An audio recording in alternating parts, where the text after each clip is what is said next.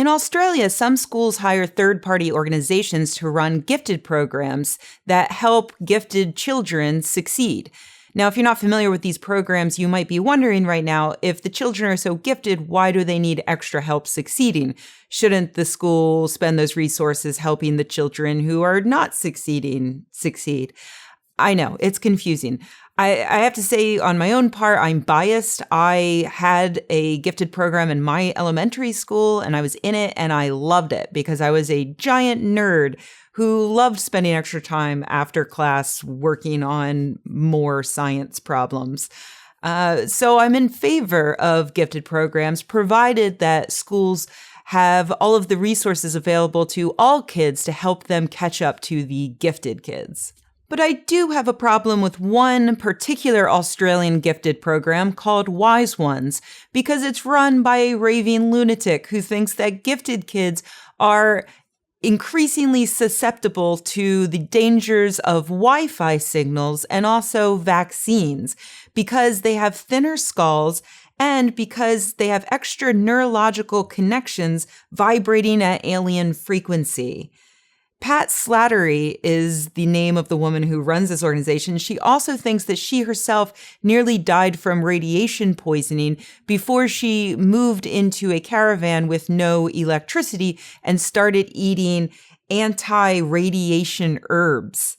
Again, this is a person who runs a program for gifted children. This revelation brings up a number of interesting problems. First and foremost, how easy it is for a complete maniac to gain access and authority over children with little to no oversight or vetting. It also shows how easy it is to get other people to believe a pseudoscience if it flatters the person who is being conned.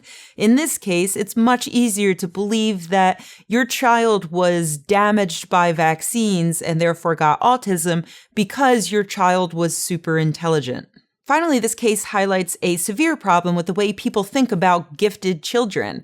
In this case, Slattery clearly believes that it's an innate characteristic, seeing as the gifted children in question have thinner skulls and connections that vibrate at alien frequencies, whatever that means. That's obviously bullshit, but it is in line with how a lot of people think about intelligence, which is that it's innate, it's fixed at birth, and you've either got it or you haven't. There's nothing you can do about it. But the science doesn't show us that that's true.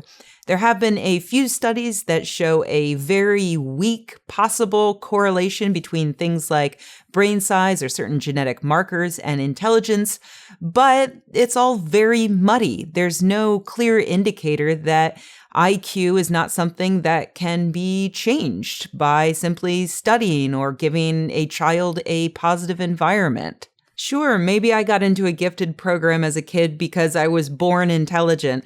Or maybe it's because my family read to me from the moment I was born, and they taught me to read as soon as I could. And then after that, I was constantly surrounded by books and opportunities to learn.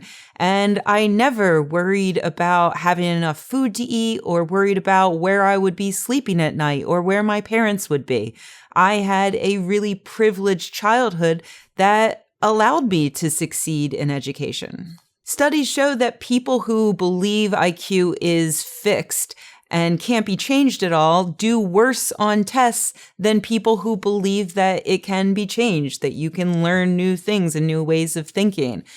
And so when we stop thinking of children as being either super smart or not, then we can really start helping all kids, even those from a disadvantaged background, catch up and be gifted.